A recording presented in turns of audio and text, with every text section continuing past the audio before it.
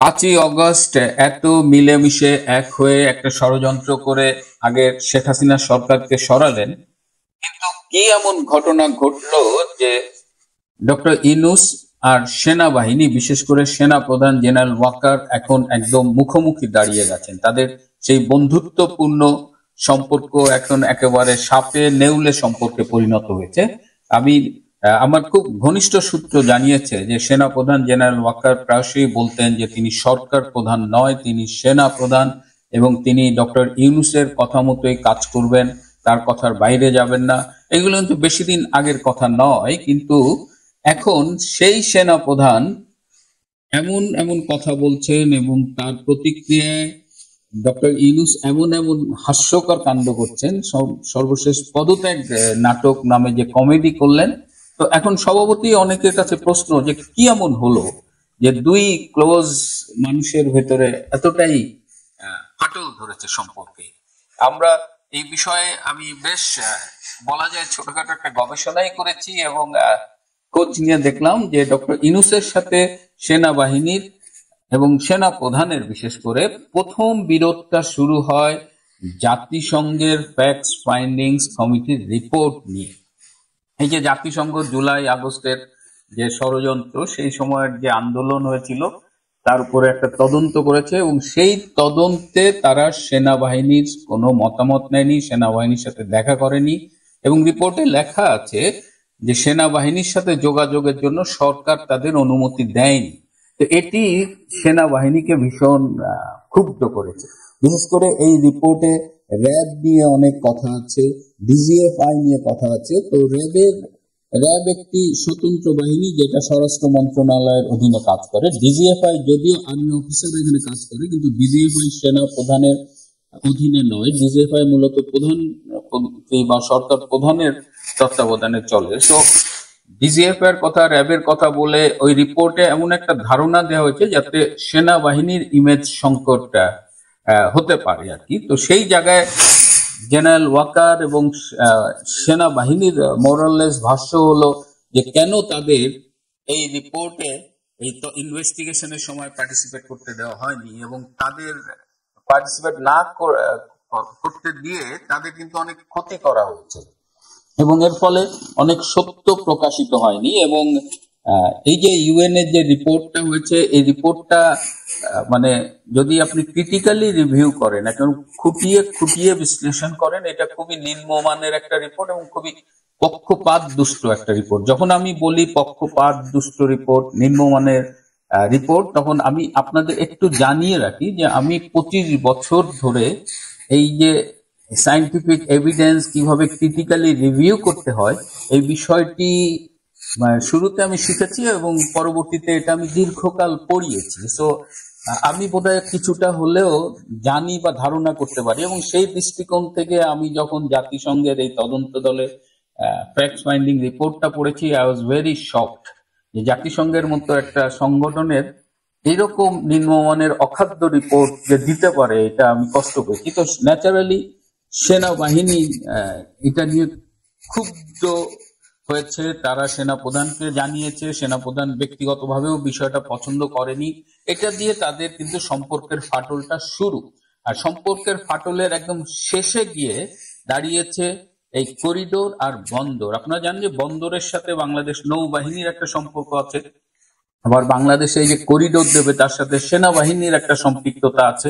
তো এই দুটো গুরুত্বপূর্ণ বিষয় সেনাবাহিনী নৌবাহিনীকে সম্পূর্ণ অন্ধকারে রেখে ইউনূস সরকার কিন্তু প্রসিড করেছে। এবং সেনা প্রধান যখন রাশিয়া সফর করছিলেন তখন বাংলাদেশের জন্য একেবারে নতুন ন্যাশনাল সিকিউরিটি অ্যাডভাইজার, জাতীয় নিরাপত্তা উপদেষ্টা নামে একটা পদ সৃষ্টি করে এই বিতর্কিত সমালোচিত ডক্টর খলিলুর রহমানকে এই পদে বসিয়ে দিলেন, এবং সেটির ব্যাপারেও কিন্তু সেনাপ্রধান বা কোনো বাহিনীর সাথে আলাপ হয়নি।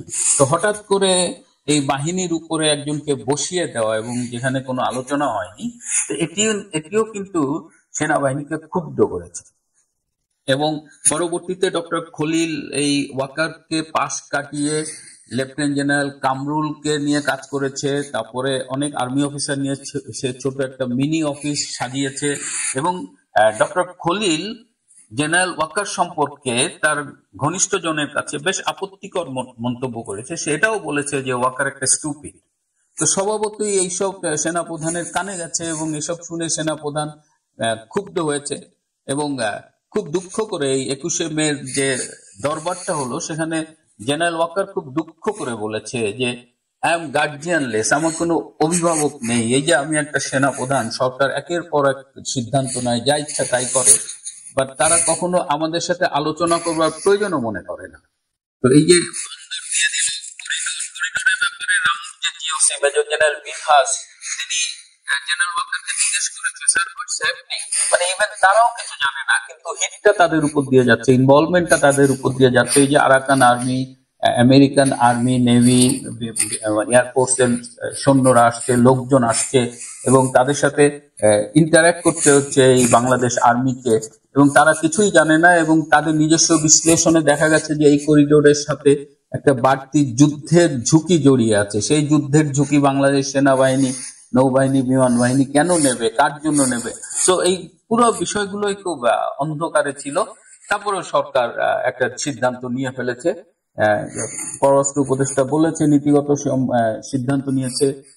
যদি কক্সবাজারে যান তাহলে আপনি দেখবেন সেখানে আরাকান আর্মি, আমেরিকান আর্মি, এদের অবাধ বিচরণ। তো এইসব বিষয়ে সেনাবাহিনী ক্ষুব্ধ। এই দুটা ছিল হলো গ্রস যে এই দূরত্ব তৈরি। এছাড়াও এই যে কিছু প্রবাসী ইউটিউবার আছেন, হ্যাঁ, সেই ইউটিউবাররা ওয়াকার এবং ইনুস সম্পর্কে এমন এমন মন্তব্য করছে যে দুইজনের মধ্যে একটা দূরত্ব তৈরিতে তারা খুব পরিকল্পিতভাবে কাজ করেছে এবং ওয়াকার এবং রাষ্ট্রপতি শাহাবুদ্দিন চুপ্পু এদের একদিকে রেখেছে এবং অন্যদিকে ডক্টর ইনুসকে রেখে মুখোমুখি রেখে মন গড়া গাঁজাখুরি ইনফরমেশন দিয়ে তাদের সম্পর্কটাকে খুবই ক্ষতিগ্রস্ত করেছে। এর আগে 11ই মার্চ হাসনাত আব্দুল্লাহ এবং সার্জিস আলম তারা জেনারেল ওয়াকারের সাথে সেনানিবাসে দেখা করতে গিয়েছিলেন এবং 21শে মার্চ এটা নিয়ে হাসনাত আব্দুল্লাহ একটি ফেসবুক স্ট্যাটাস দিয়েছিলেন যেখানে হাসনাত আব্দুল্লাহ এই রিফাইন্ড আওয়ামী লীগ এটার কথা বলেছিলেন এবং মানে স্পিকার শিরিন চৌধুরী এবং অন্যান্যরা মিলে রিফাইন্ড আওয়ামী লীগ করা যায় কিনা, আওয়ামী লীগ নির্বাচনে অংশগ্রহণ করবে কিনা, এই বিষয়টা নিয়ে খুবই বিতর্কিত একটা স্ট্যাটাস দিয়েছিল। কিন্তু আমি অনুসন্ধান করে জানলাম যে সেদিন হাসনাত এবং সার্জিস মূলত গিয়েছিল সেনা প্রধানের সাথে দরবার করতে যে আগামী নির্বাচনে এনসিপি কে যেন 100টা এমপি সিট দেওয়া হয়, মানে 100টা আসনে এনসিপি কে ভোটে জিতিয়ে দিতে হবে জাতীয় সংসদ নির্বাচনে। এই তদবির করতে বেসিক্যালি গিয়েছিল। সেটাকে সম্পূর্ণ গোপন রেখে তারা মোটামুটি আশেপাশে কি কথা হয়েছে সেটাকে হাইলাইট করেছে এবং এটাও পরিকল্পনার একটা অংশ যে এর মধ্যে দিয়ে সেনাপ্রধানকে বিতর্কিত করা হয়েছে। এবং তার পরপরই আপনারা দেখেছেন যে আসিফ, এই উপদেষ্টা আসিফ আবার একটা টেলিভিশনের সাথে বলেছে যে জেনারেল ওয়াকার ডক্টর ইউনূসকে চায়নি এবং বুকে পাথর চাপা দিয়ে ডক্টর ইউনূসকে প্রধান উপদেষ্টা হিসেবে মেনে নিয়েছে। তো এই ইনফরমেশন যখন পাবলিক হয় তখন ন্যাচারালি এটি সেনাপ্রধানের জন্য বিব্রতকর এবং এই ইনফরমেশনটা সেনাপ্রধান এবং ডক্টর ইউনূসের মধ্যে সম্পর্ককে ক্ষতিগ্রস্ত করে। এবং এই সামাজিক যোগাযোগ মাধ্যমের কয়েকজন ইউটিউবার, এই কিছু উপদেষ্টা বা সমন্বয়ক, এরা কিন্তু অত্যন্ত প্ল্যান্ড ওয়েতে এই জেনারেল ওয়াকারকে বিতর্কিত করছে এবং ইউনূস থেকে জেনারেল ওয়াকারকে দূরে সরিয়ে নিচ্ছে। এর বাইরেও আরো কিছু সম্পর্কের সমস্যা ছিল, যেমন নির্বাচন নিয়ে মতবিরোধ আছে তাদের। সেনাপ্রধান চান যে ডিসেম্বরের মধ্যে নির্বাচন করতে, জাতীয় সংসদ নির্বাচন করতে, কিন্তু এই নিয়ে ডক্টর ইউনূসের উপদেষ্টা পরিষদ নানা রকমের তালবাহানা করছেন। ইভেন গতকালও একজন ব্যক্তিগত সহকারী বললেন এপ্রিল মেতে নির্বাচন হবে, আরেকজন বললেন ডিসেম্বর থেকে জুনের মধ্যে নির্বাচন হবে আগামী বছরে। কিন্তু একটা ইন্টারেস্টিং বিষয় যে ইউনূসের উপদেষ্টা ব্যক্তিগত সহকারীরা যখন কথা বলে তারা বলে নির্বাচন হবে, কিন্তু তারা একবারও বলে না জাতীয় সংসদ নির্বাচন হবে। সুতরাং কোন নির্বাচন হবে এটাও মনে হয় তাদের একটু ক্লিয়ার করে বলা উচিত, কারণ এদের উপরে আর বিশ্বাস রাখা যাচ্ছে না, এরা চরম টাউটের মতো, বাটপারের মতো হয়ে গেছে।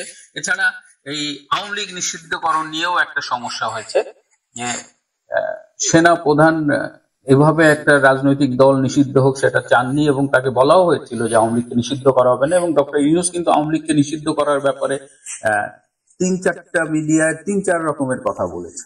এবং আপনারা দেখেছেন আওয়ামী লীগ নিষিদ্ধ করার দাবি তুলেছিল প্রথমে এনসিপি, সেখানে ইউটিউবের সব মিলায় লোক হয়েছিল 300-400। তারপরে সেখানে কিছু হুজুর নিয়ে আসা হলো, 1000-10 হুজুর নিয়ে আসে দাবি জানালো এবং 1 ঘন্টার মধ্যে আওয়ামী লীগকে নিষিদ্ধ করা হলো। এটাও সেনাবাহিনী খুব ভালোভাবে নেয়নি, কারণ সেনাবাহিনী চেয়েছে যে একটা ফেয়ার এবং ইনক্লুসিভ নির্বাচন হোক। কিন্তু ডক্টর ইউনূস এই বরাবরের মতোই সেনাবাহিনী এবং জেনারেল ওয়াকারদের সবসময় এটাকে বলা যায় যে ইগনোর করছেন, উপেক্ষা করছেন। এই ক্ষেত্রেও তারা উপেক্ষা করছেন।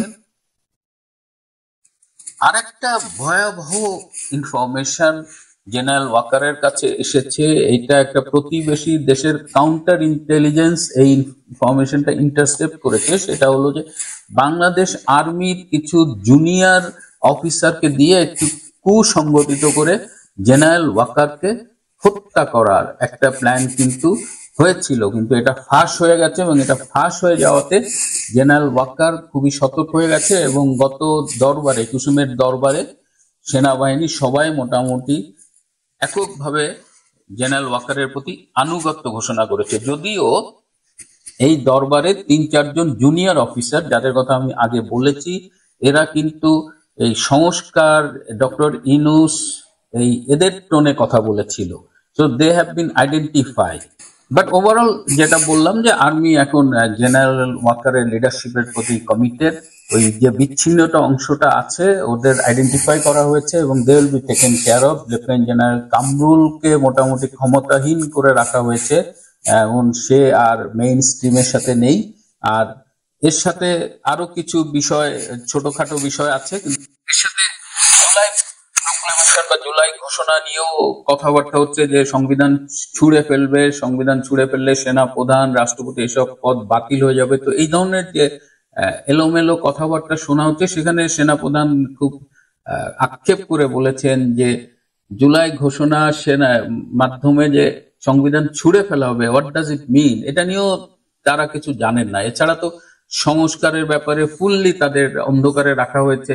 ওভারঅল যেটা শুরুতে আমি বলেছি যে সেনাবাহিনীকে চরম উপেক্ষা করা হয়েছে এবং আজকে সেই বিন্দু বিন্দু উপেক্ষা, বিন্দু বিন্দু অপমান, অবজ্ঞা এবং এর পেছনে যে ষড়যন্ত্র, সব মিলিয়ে আজকে এমন একটা জায়গায় দাঁড়িয়েছে যে সেনা প্রধান এবং সেনাবাহিনী পয়েন্ট অফ নো রিটার্নে চলে গেছে। তারা এই নির্বাচন করবার ব্যাপারে দৃঢ় প্রতিজ্ঞ, সন্ত্রাস নিয়ন্ত্রণ করার ব্যাপারে দৃঢ় প্রতিজ্ঞ এবং আপনারা এই জায়গাগুলো দেখতে পারবেন। আর ঠিক আগামী দিনগুলোতে দেখবেন যে সেনাবাহিনীর অনেক ভূমিকা চেঞ্জ হয়ে গেছে এবং ডক্টর ইউনূস যে এই বর্তমান প্রেক্ষিতে একটা পদত্যাগ নাটক করেছিলেন, সেই নাটকটা চরমভাবে ব্যর্থ হয়েছে এবং তিনি এখন সর্বদলীয়